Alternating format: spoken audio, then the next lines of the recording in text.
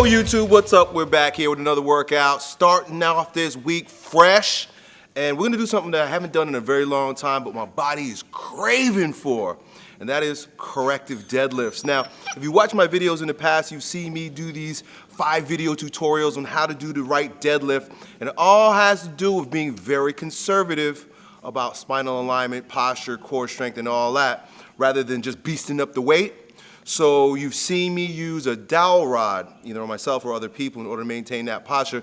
Now that Colleen's training with me again, I've got a training partner. She's gonna hold the dowel rod for me. We're gonna take our time, and we're both gonna do our deadlifts with magnificent form, mainly for me, because I know I've developed a couple of imbalances in my hips. They're starting to creep up on me, and I gotta take a few steps back and do things the right way. Has that ever happened to you before? You ever had to take a few steps back in order to take a few steps forward? Let me know in the comments. See you in the gym. So we're still warming up a little bit. I did a bunch of stretching this morning. Colleen's gonna warm up a little bit before we hit those corrective deadlifts. I see that Louis Simmons is a big fan of using this as a part of the warm up for the workout. And I can see why. It creates a lot of traction in the low back. So I'm gonna hit a few reps with this. It's fairly light. Use that as a part of my warm up. All my corrective stretches are done, and we're gonna grab the barbell and go. So with these kind of deadlifts, if the traps are too tight, you throw it off. Because in order to maintain neutral spine, you gotta have the muscles in the neck and the hip. Neck, hips, shoulders, all behaving properly. And so when doing a deadlift, if the traps is over involved, there's gonna be sort of a shrugging up and a rounding of the back. So you'll find I'm gonna do a lot of upper body stretches for deadlifts, which seems like a lower body exercise.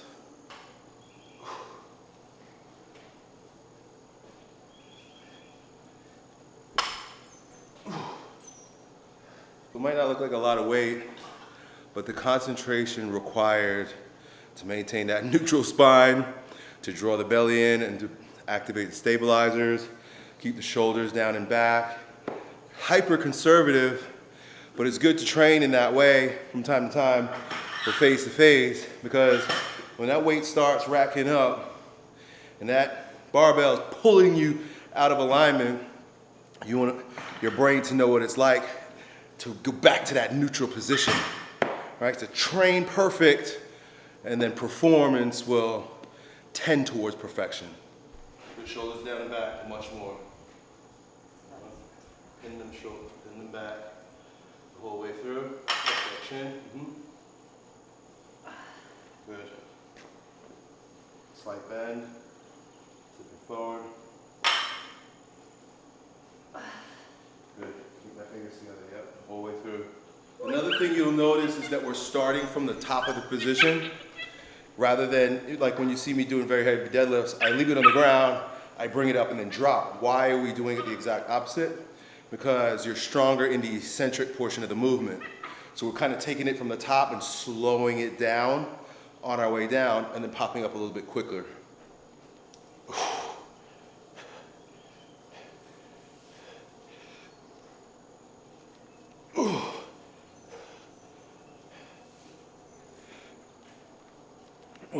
So I'm pinning those shoulders down and back. 20-degree bend in the knees. Yep, keeping the chin tucked. Nice. A little bit less here. Nope, not through the shoulders. Keep the shoulders down and back. I can bring my hips forward though. Okay, draw the belly in, bend the knees 20 degrees. So if you're asking yourself, why is it that Elliott just pulled 500 pounds the other day, and now he's back to lifting 135 pounds with this ridiculously conservative form? And it's because I hit that milestone, right? And I know that once I hit that milestone, I could back off a little bit, rework some things that need some help, and then I'll be able to push it, baby. 600 is right around the corner, but it's taking a few steps back. This is the way I approach it right now. A little more conservative in my older age, but don't you worry. 600, 700, it's all coming.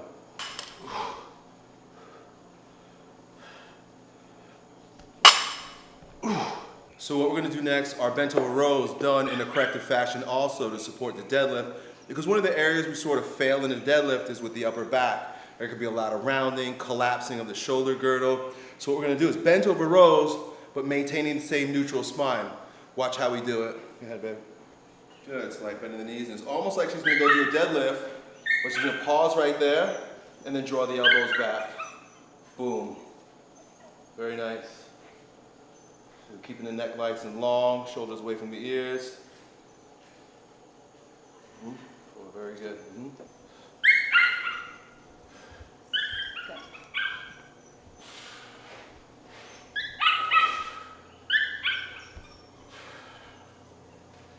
It's also challenging because I gotta maintain that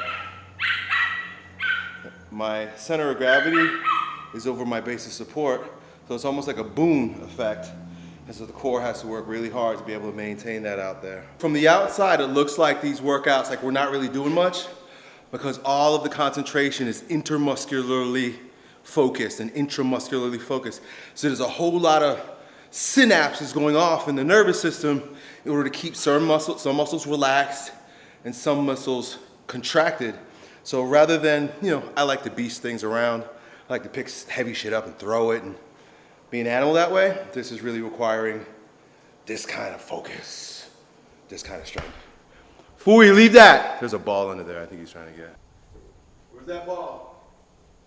Go find that ball. He hears the word ball and he's like, what?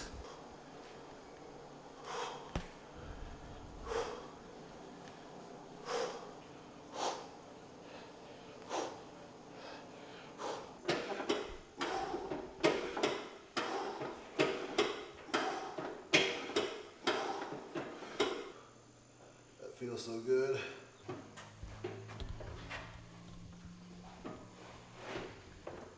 Good. Just getting familiar with my donkey, learning different things I can do with it. Pretty excited to have discovered I can do weighted GHRs. What's that?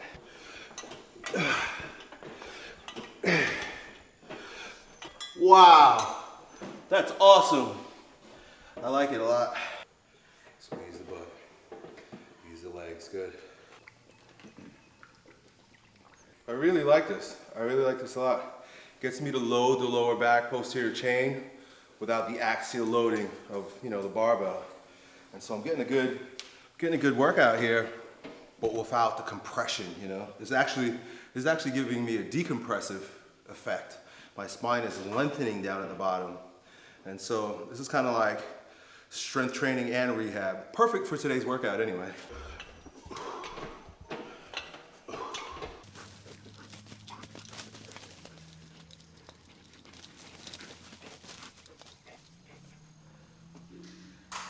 It's funny when you let them play. I think that's like how they show dominance. Who's like the pack leader, who's in charge. Remy's constantly knocking him over, but the little guy wants to play. Like he tries to challenge him. And then Remy shows him, you're not a challenge for me, buddy. Have you flipped this tire yet? No. I think today might be the day that you do that. I think that's what we're going to do. Colleen really wants to do a circuit. She likes to, she wants more cardio. And we really don't get a chance to go do too much, so. Let's see what you can do anyway. It's dirty. Yeah, well. That's one strong chick. And back? Yep.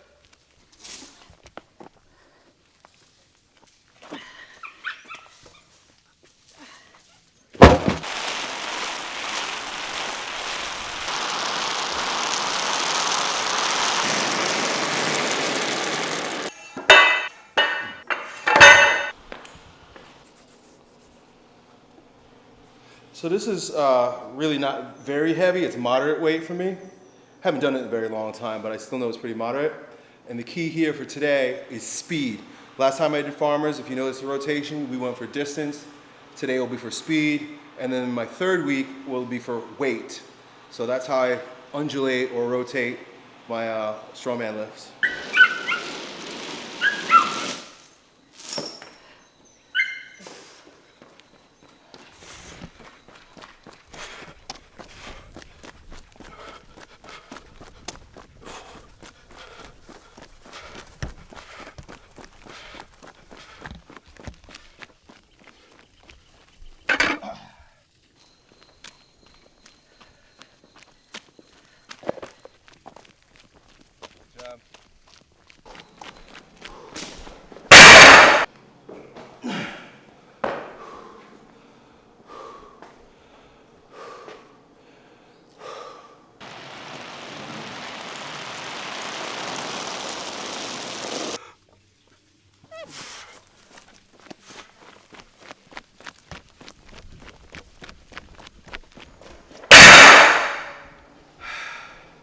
planks mimic what we did with our deadlifts, our bent over rows, maintaining neutral spine. So you're gonna stick with that theme and finish our workout with just a few body weight planks.